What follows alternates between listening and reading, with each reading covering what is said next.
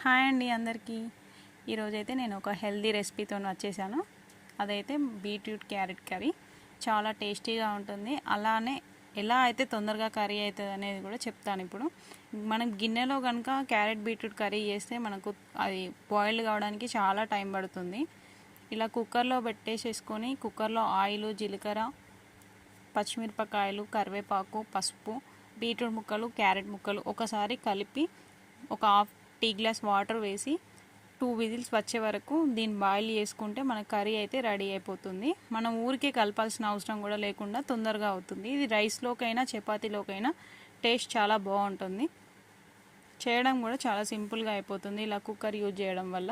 Oil కూడా చాలా తక్కువగా పడుతుంది. పిల్లలకైనా పెద్ద వాళ్ళకైనా కూడా హెల్తీగా టేస్టీగా ఉంటుంది. Thank you for watching.